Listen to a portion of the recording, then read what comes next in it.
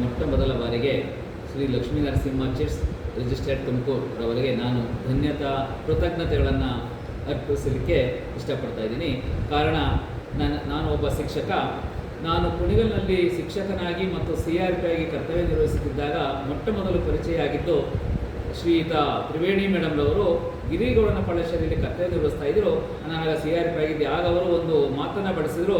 Sir, ಹೀಗೆ ಮಾತನಾಡ್ತಾ ಇರ್ಬೇಕಾದ್ರೆ, ಸರ್, ತುಮಕೂರು ನಮ್ಮ ಮನೆಯವರು ಚೀಟಿಯನ್ನು ನಡೆಸ್ತಾ ಇದ್ದಾರೆ, ನಿಮ್ಗೆ ಇಷ್ಟ ಆದರೆ ಒಂದು ಚೀಟಿಯನ್ನು ಅಲ್ಲಿ ನೀವು ಹಾಕ್ಬೋದು ಅಂತೇಳಿ ಅವರ ಮಾತಿಗೆ ನಾನು ಮನ ಕೊಟ್ಟು ಚೀಟಿಯನ್ನು ಶ್ರೀ ಲಕ್ಷ್ಮೀನರಸಿಂಹ ಚಿಟ್ಸ್ ತುಮಕೂರು ಇಲ್ಲಿ ನಾನು ಮೊಟ್ಟ ಮೊದಲನಾಗಿ 1 ಲಕ್ಷದ ಚೀಟಿಯನ್ನು ಇಲ್ಲಿ ಕಟ್ಕೊಂಡು ಹೋಗ್ತಾ ಇದ್ದೆ. ಆ ಟೈಮಲ್ಲಿ ನನಗೆ ನನ್ನ ಮಗಳ ಮದುವೆ ಸಡನ್ನಾಗಿ ಸೆಟ್ ಆಯಿತು. ಎಲ್ಲೂ ದುಡ್ಡಿನ ಅವಶ್ಯಕತೆ ಬೇಕು ಅಂದಾಗ ನಾನು ಸುಮ್ಮನೆ ಯೋಚನೆ ಮಾಡ್ತಿದ್ದೆ. ನಮ್ಮ ಶ್ರೀಮತಿಯವರು, ನಿಮ್ಮದೇ ಚೀಟಿ ಇದೆಯಲ್ಲ, ತ್ರಿವೇಣಿ ಮೇಡಮ್ ಹತ್ರ ಹಾಕಿದಿರಲ್ಲ, ನೀವು ಅಲ್ಲಿ ಎತ್ಕೊಬೋದಲ್ವಾ, ಫಸ್ಟು ಅಲ್ಲಿಂದ ನಾವು ಪ್ರಾರಂಭ ಮಾಡೋಣ ಮದುವೆ ಕಾರ್ಯಕ್ಕೆ ಅಂತೇಳಿ ಹೇಳಿದರು. ಅದೇ ಮನಸ್ಸಿನಲ್ಲಿ ಬಂದು ನಾನು ಶ್ರೀಯುತ ಬಾಲರಾಜುರವರನ್ನು ಸಂಪರ್ಕಿಸಿ, ಸರ್ ಚೀಟಿ ಬೇಕು ಅಂತ ಹೇಳಿದೆ. ಸರ್, ಕೊಡ್ತೀನಿ, ಮಗಳ ಮದುವೆ ನಾನು ಕೊಡ್ತೀನಿ ಅಂತ ಒಪ್ಕೊಂಡು ಮೊಟ್ಟ ಮೊದಲನಾಗಿ ಚೀಟಿ ಕೊಟ್ಟರು. ನನ್ನ ಮಗಳ ಮದುವೆ ಅವರ ದುಡ್ಡನ್ನು ಪ್ರಥಮವಾಗಿ ನಾನು ಪಡೆದು ಭಾಳ ಸುಸೂತ್ರವಾಗಿ ಮದುವೆ ಕಾರ್ಯವನ್ನು ಮುಗಿಸ್ಕೊಂಡೆ. ಇದು ಮೊಟ್ಟ ಮೊದಲು ನನಗೆ ಒಂದು ಸಹಾಯ ಮಾಡಿದ್ದು ಶ್ರೀ ಲಕ್ಷ್ಮೀನರಸಿಂಹ ಚಿಟ್ಸ್.